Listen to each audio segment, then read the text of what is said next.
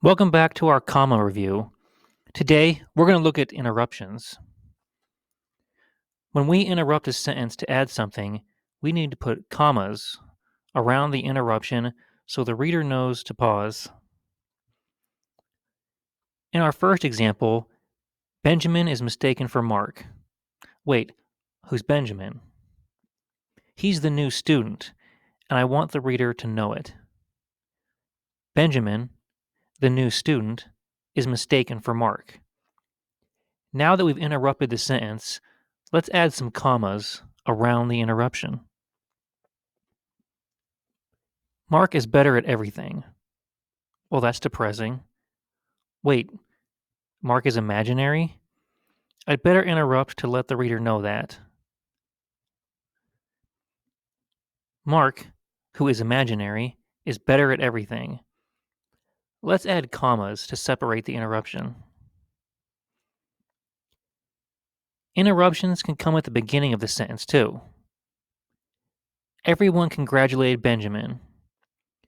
We're going to interrupt to say, at recess. Interruptions at the beginning often tell us when or where something happened. At recess, everyone congratulated Benjamin. Let's add a comma between the interruption and the main sentence. Put my purse down. I think I'd like this to sound a little more important. Hey, put my purse down. I need to add a comma, even if I'm shouting.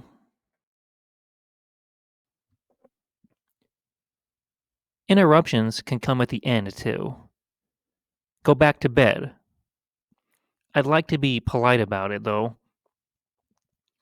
Go back to bed, please. Now we need a comma to separate that last extra bit. You're a genius. Wait, I might want to say who's a genius. You're a genius, Mark. In fact, speaking to someone by their name is always an interruption. Miss Franklin, are you coming back tomorrow? We need to add a comma after calling her name. Say you will, Mrs. Franklin. Again, we're interrupting with her name before we're done. Let's add the comma. Interruptions don't change the meaning of the words around them. If we take them out, we'll always still have a complete sentence, and the things that are left will mean the same thing they did before. SpongeBob, who wears square pants, lives in a pineapple. I've interrupted with some extra information about SpongeBob. He wears square pants. It doesn't change who I'm talking about. And if I take it out, I have SpongeBob lives in a pineapple. It means the same thing as before. Doug, a mild-mannered student, daydreams about being a superhero. I've interrupted to tell you that Doug is a mild-mannered student, but it's not telling you which Doug. If I take it out, I have Doug daydreams about being a superhero. A mild-mannered student is just some extra information. Let's look at some things that look similar but aren't interruptions. First, just because we use a name doesn't mean we're interrupting. Bebe doesn't have a brother.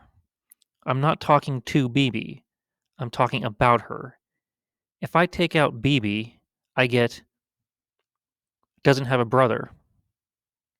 It's not even a complete sentence anymore, so her name can't be an interruption. No commas here. The students laugh at Mrs. Franklin. If I take out Mrs. Franklin, I get the students laugh at. This isn't something I'm saying to her, and it's not an interruption. No commas. We also don't add commas if we're providing information to show which one. The sandwich on the table is mine.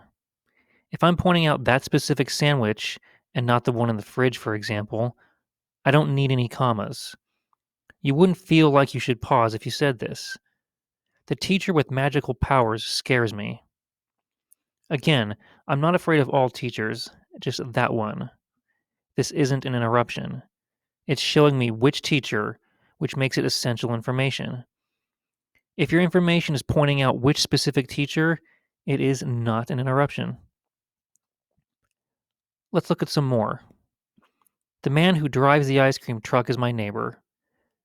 There are lots of men in the city, but if I'm telling you that man is my neighbor, this isn't an interruption. It's an essential part of what I'm telling you. The yearbook in my locker is yours. If lots of people have yearbooks, but that yearbook is yours, this is not extra information. No commas here. Interruptions to sentences need commas. Wow, it's great to see happy students.